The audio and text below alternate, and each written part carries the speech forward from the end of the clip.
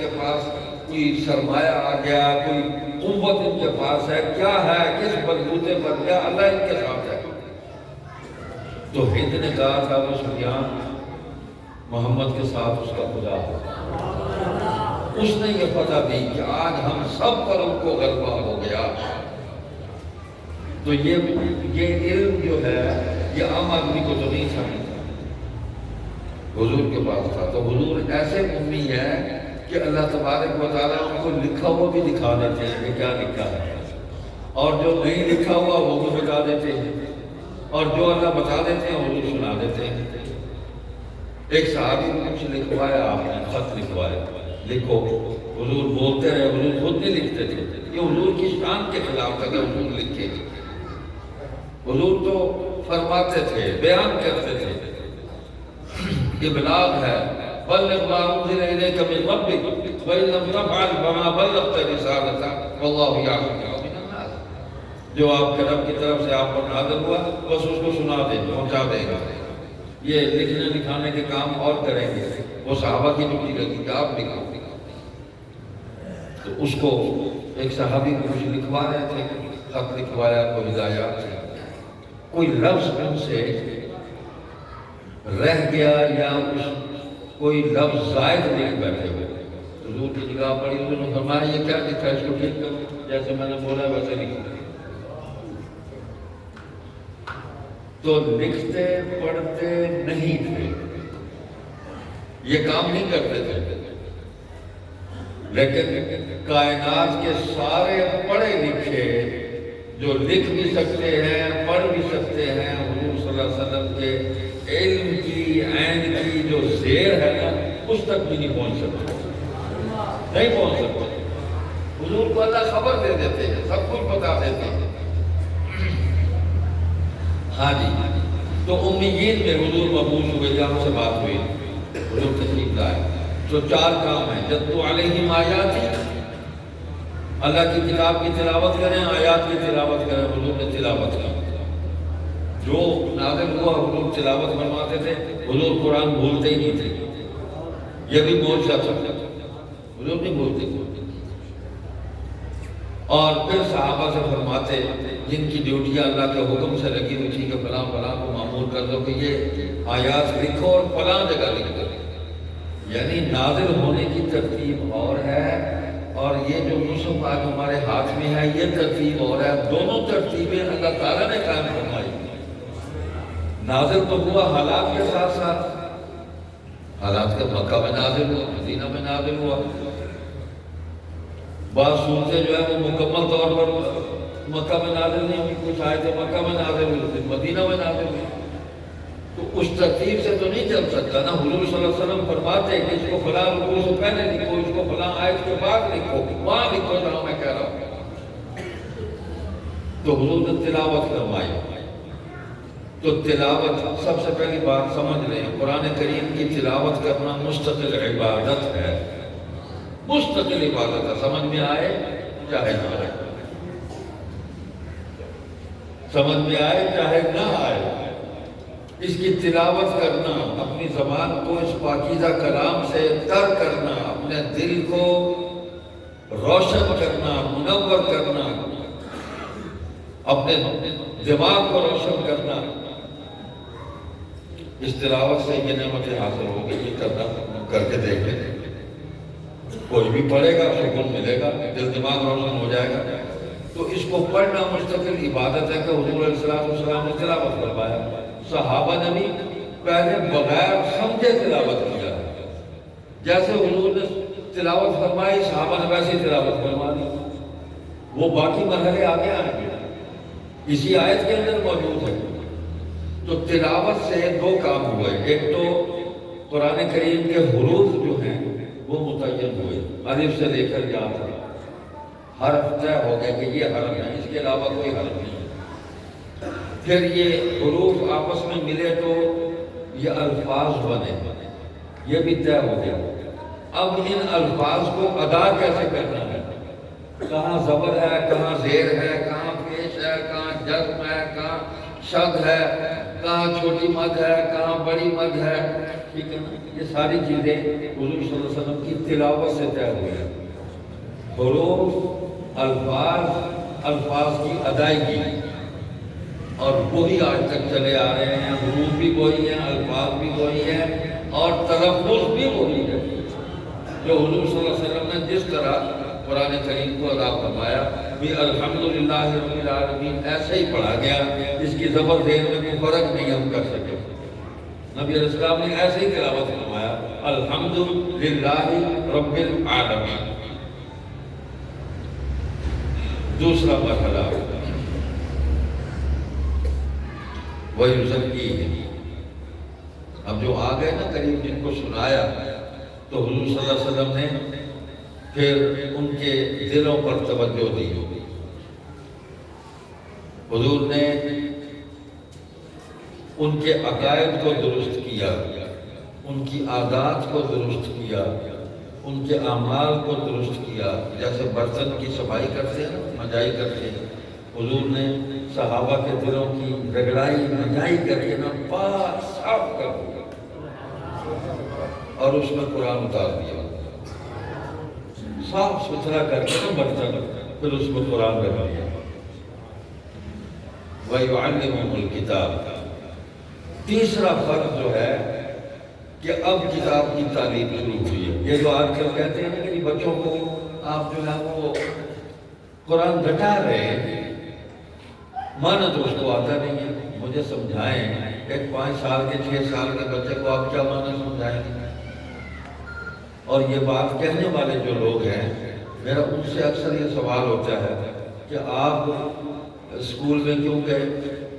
آپ نے prep class میں داخلہ کیوں لیا؟ آپ سیدھے ہی ایم اے کلاس میں داخلہ لے لیتے، آپ سیدھے پی ایچ ڈی ڈاکٹر بن جاتے ہیں، آپ سیدھے ہی میڈیکل ڈاکٹر بن جاتے ہیں، آپ پیدائشی طور پر انجینئر بن کر دنیا کے اندر تشریف لاتے ہیں، آرکیٹیکٹ پیدائشی آرکیٹیکٹ ہوتے ہیں، کیوں نہیں ایسا ہوگا؟ بھائی عمر کے ساتھ ساتھ آپ درجات طے کرتے گئے آگے بڑھ۔ آپ نے بھی تو اے بی سی والا قاعدہ پڑھا کرنا، آپ کو بھی تو رٹا لگوایا، A for apple, B for boy, C for cat, D for dog, dog پہ آ کے آپ کی بس ہو جاتی ہے۔ اور جو بہت زیادہ ترقی کر گئی ہے فیملی، تو وہ ڈاگ تو ان کا فیملی ممبر ہے، بیڈ پہ بھی صاف سلاتے ہیں، لیکن ہمارا فیملی ممبر نہیں، ہمارے فیملی ممبر انسان ہے۔ تو بھائی عمر ہے، آپ اس وقت رٹے لگواتے ہیں۔ اب بھی ہمارے میٹرک کے، ایف اے کے، بی اے تک کے لوگ، میں ان سارے مراحل سے گزرا ہوں، میں نے بی اے بھی کیا ہوا، تو وہ سارے سمریاں رٹا لگاتے ہیں بیٹھے، پریسیاں جو ہے ان کو رٹے لگاتے ہیں بیٹھے۔ کیوں لگاتے ہو رٹا؟ پتہ کچھ بھی نہیں ہوتا۔ مجھے یاد ہے وہ بی اے میں ہم ایک ناول پڑھ رہے تھے، انگریزی میں تھا، تو اس کو لکھنے والا ایک روسی مصنف سازش نے لکھا تھا۔ ہمارے دور میں بی اے میں انگریزی کے 3 پرچے ہوتے تھے، اے بی سی، انگریزی کے 3 پرچے تھے، اب تو اے بی ہے، تو اس وقت 3 تھے۔ تو وہ لکھنے والے کا نام تھا شرٹوکٹسکی، لیکن اس کے سپیلنگ جو تھے نام کے، وہ پہلا حرف جو ہے وہ ایس ایچ نہیں تھا، شرٹو شین کی آواز دیتا ہے، وہ تھا T C H E R, تو ہم پڑھتے تھے شرٹوکٹسکی، ایسے کر کے آپ نے اس کا نام یاد کیا اس خبیث کا، ہمیں اس کا معنی بھی نہیں آتا تھا، تو رٹے لگا لگا کے ہمیں اس کا نام یاد کیا، اور وہ ساری سمریاں ہم نے یاد کی، رٹے لگا چلا دی ہم نے۔ وہ بعد میں پڑھتے رہے کہ اس خبیث نے کہا کیا ہے، اس میں تھیم کیا ہے، موضوع کیا ہے، اس کا خلاصہ کیا ہے۔ تو بھائی آپ کا نزلہ قرآن پڑھنے والوں پر ہی بیچاروں پر گرتا ہے، ان بچوں پہ۔ یہ آج یہ بھی سب سے پہلے نورانی قاعدہ پڑھا ہے، ہم نے بھی پڑھا تھا، آج تک یاد ہے۔ ہم نے جب نورانی قاعدہ پڑھا تھا تو ہمیں کوئی اس کا معنی تو نہیں آتا تھا، پہلے ہم نے حروف پڑھے اور پھر الف لام میم، پھر حروف ڈھونڈتے گئے، پھر ہم ابدن احدن اخذا انا امرا ہے جی، پھر جب اس میں آئے تو اس کے بھی معنی ہمیں نہیں آتے تھے، ابدن کا کیا معنی ہے، عادت کا کیا معنی ہے، اخذہ کا کیا معنی ہے، ہمیں تو پتہ نہیں تھا۔ تو وہ وقت یاد کرنے کا تھا، الفاظ سے شناسائی کا تھا، تعارف کا تھا۔ پھر جا کے کہیں ہم نے حفظ کیا، حفظ کے بعد جا کے وہ اس کا ترجمہ آج تک پڑھ رہے ہیں، تفسیر آج تک پڑھ رہے ہیں، آج تک قرآن کو سمجھ رہے ہیں۔ اور جب تک زندہ ہے اللہ اسی کام میں مشغول رکھے کہ ہم قرآن سمجھتے رہے اور اس پر عمل کرنے کے اللہ توفیق دیتے رہے۔ بات تو اتنی ہے۔ تو تکلیف ہے کہ یہ بچے حفظ کیوں کر رہے ہیں؟ بھائی یہ ہمارے بس سے باہر ہے کام، اللہ تعالیٰ نے یہ خود انتظام کیا ہوا ہے۔ آپ روک دیں جن بچوں کو روک سکتے ہیں، جتنا روک سکتے ہیں روک لیں، کوشش تو پوری کی آپ نے، مدرسے بند کر دو، چندے بند کر دو، مولوی کو اٹھا لو، یہ کر دو وہ کر دو، وہ پھر اٹھاتے ہیں بچے لا کے مولوی صاحب کا بٹھاتے ہیں قرآن پڑھاؤ، حافظ بن جاتے ہیں۔ اللہ نے اپنی کتاب کی حفاظت کا ذمہ لیا ہوا ہے۔ یہ کتاب ایسے ہی پہنچی ہے، حضور کے سینے میں آئی، حضور کی زبان سے جاری ہوئی، صحابہ نے سنی، صحابہ کے سینوں میں آئی، صحابہ کی زبان سے جاری ہوئی، پھر صحابہ کے اعمال کے اندر یہ کتاب آ گئی۔ وَيُعَلِّمُهُمُ الْكِتَابَ، پھر تعلیم دی اس کتاب میں ہے کیا، اس کے علم جو ہے کتاب کے وہ صحابہ کو حضور نے منتقل کیے۔ والحکمہ، یہ سنت ہے، چوتھا فریضہ ہے، اس پہ عمل کر کے دکھایا۔ زبان سے بھی کتاب سمجھائی، عمل سے بھی سمجھائی۔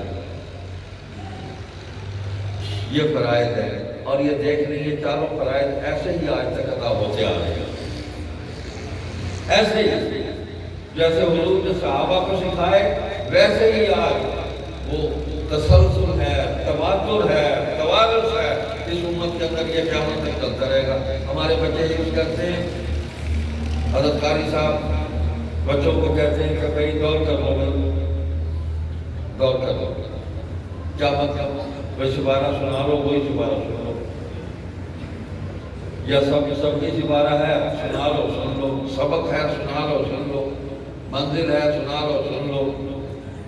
ایک آدمی 2 دفعہ قرآن کریم کی منزل سے گزر جاتا ہے، سن بھی لیتا ہے سنا بھی لیتا ہے۔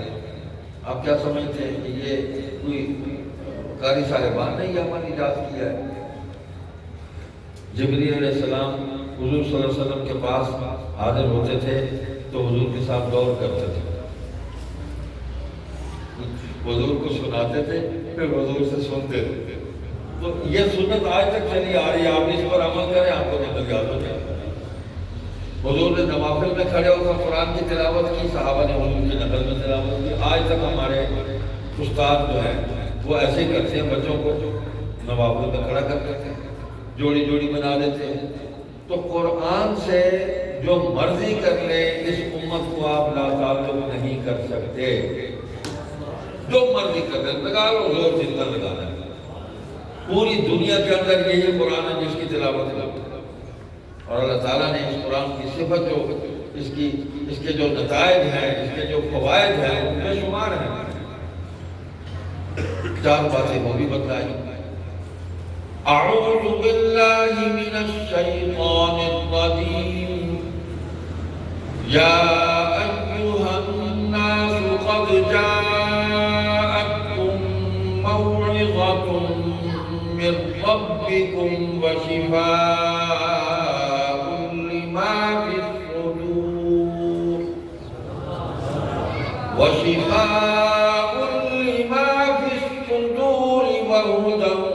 ورحمۃ للمؤمنین۔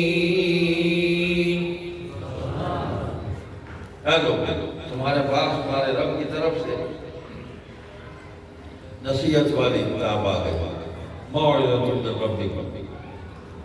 تو قرآن سب سے پہلے نصیحت ہے، دین پورا کا پورا نصیحت ہے۔ الدین النصیحہ، خیر خواہی، بھلائی، اس کے اندر انسانیت کے لیے خیر ہے، بھلائی ہے، نقصان والی کوئی بات نہیں ہے قرآن میں۔ تو سب سے پہلی بات نصیحت ہے تمہارے، وشفاء لما فی الصدور، شفا ہے اس کے اندر تمہارے اندر کی بیماریوں کے لیے جو ہم اندر پالتے ہیں، حسد ہے، بغض ہے، کینہ ہے، نفرت ہے، بری نیت ہے، برے خیالات ہیں، برے تصورات ہیں، کسی کو نقصان پہنچانے کے خیالات ہیں۔ اس کو شفا دیتی ہے، اس کو پڑھنے سے دل صاف ہوتا ہے، زنگ اترتا ہے، یہ سارا گند باہر نکل جاتا ہے، دل پاکیزہ ہو جاتا ہے وہ شفا۔ اور یہ جسمانی طور پر بھی شفا دیتا ہے، حدیث میں آتا ہے اللہ نے قرآن کو لوگوں کے لیے شفا بنایا، سورہ فاتحہ پڑھ لو دم کرو، بھائی وہ عملوں کے پیچھے بھاگنے کی بجائے خود عامل بن جاؤ، خود عامل بن جاؤ۔ حضور صلی اللہ علیہ وسلم نے جو اعمال بتائے ہیں مسنون اعمال اختیار کرو، تمہارا کوئی کچھ نہیں بگاڑ سکتا۔ سورہ فاتحہ پڑھو، آیت الکرسی پڑھو، چاروں قل پڑھو، اپنے اوپر دم کرو، بس ٹھیک ہے۔ صبح دم کرو، شام کو دم کرو، حضور صلی اللہ علیہ وسلم کے معمولات میں تھا، ہر نماز کے بعد آیت الکرسی پڑھ سکتے۔ تو عملوں کے پاس جانے کی ضرورت نہیں ہے، کوئی جنوین پاس نہیں آئے گا۔ من الجنۃ والناس، سورہ والناس پڑھے، وہ ہمارے ایک بزرگ تھے، وہ کہا کرتے تھے شاہ صاحب والناس پڑھو تے ناس مار پڑھو، ناس مار پڑھو، دین کے ہر دشمن کا، اپنے ہر دشمن کا ستیہ ناس ہو جائے گا، اس لیے سے پڑھ کے تو دیکھو۔ تو وہ شفا لما فی الصدور، اندر کی بیماریوں کی بھی شفا ہے اور باہر کی بیماریوں کی بھی، ہمارے پورے جسم کے لیے بھی شفا ہے۔ آپ معمول بنا لیں، جو چیز کھانی پینی ہو نا منہ میں، کوئی چیز سورہ فاتحہ کے بغیر داخل نہ کریں، انشاءاللہ آپ صحت مند رہیں گے۔ لوگ تجربہ کر کے دیکھیں، پانی بھی پینا ہے سورہ فاتحہ اور وضو شریف ایک دفعہ پڑھ کے اس میں دم کر دیں۔ دوا، روٹی، پانی، جو منہ میں جانا ہے دم کر لو سورہ فاتحہ اور وضو شریف کے بعد، انشاءاللہ خیر ہی خیر ہو جائے گا۔ وہ ہدیٰ کی ہدایت ہے اس کے اندر۔ تمام برے خیالات، برے عقائد، برے نظریات، دنیا کے اندر جو کچھ ہے قرآن کے ما سوا جو اس کے مقابلے میں ہے وہ سب باطل ہے، سب مردود ہے، سب طاغوت ہے۔ تو قرآن ہی ہدایت ہے، اسی سے ہدایت ملے گی، اسی سے روشنی ملے گی، اسی سے علم ملے گا، اسی سے اخلاق ملیں گے، اسی سے عزت ملے گی، اسی سے تمہاری سیرتیں بلند ہوتی چلی جائیں گی، اخلاق تمہارے عظیم ہوتے چلے جائیں گے۔ وَرَحْمَةٌ لِّلْمُؤْمِنِينَ، اور ایمان والوں کے لیے رحمت یہاں بھی اور آخرت میں بھی۔ تو آج جن بچوں نے قرآن کریم حفظ کر لیا، یہ اپنے والدین کے لیے، اساتذہ کے لیے، یہ انشاءاللہ یہ صدقہ جاریہ ہے، صدقہ جاریہ ہے۔ قیامت کے دن بھی اللہ تعالیٰ ان کی سفارش فرمانے کا، قرآن ان کی سفارش کرے گا، یہ اپنے والدین کے لیے، اساتذہ کے لیے سفارش کرے گا۔ فرمائیں گے کہ 10 آدمی اپنے گھر کے ان کے ہاتھ پکڑ اور جنت میں لے جاؤ، قرآن پڑھتا جا۔ اس دن بھی قرآن کی تلاوت بند نہیں ہوگی۔ اللہ کا کلام اللہ کے اندر سے آیا، اس کی تلاوت کون بند کر سکتا ہے؟ نہیں ہوگی بند۔ اللہ فرمائے کہ پڑھتا جا، جہاں مکمل ہو جائے وہی تیری منزل ہے، وہی تیرا درجہ، وہاں جا کے بیٹھ سکے۔ تو یہ مدارس کو نعمت سمجھیں، غنیمت سمجھیں، ان قاری صاحبان کو، مولوی صاحبان کو اللہ کی نعمت سمجھیں کہ یہ دنیا کے مفادات کے بغیر آپ کی خدمت کر رہے ہیں، اپنی آخرت کے لیے۔ ان کی قدر بھی کریں، ان کی خدمت بھی کریں، ان کی قدر بھی کریں، ان کی خدمت بھی کریں، ان سے نفع بھی اٹھائیں، اور انشاءاللہ ہم سب کی آخرت سمجھ جائے گی۔ اللہ تعالیٰ ان مدارس کو قائم اور دائم رکھے، اور جو یہاں قرآن کریم کی صدائیں بلند ہو رہی ہیں یہ بلند ہوتی رہیں۔ اللہ بچوں کو شیطان کے ہر شر سے ان کی حفاظت فرمائے اور ان کو اپنی کتاب کا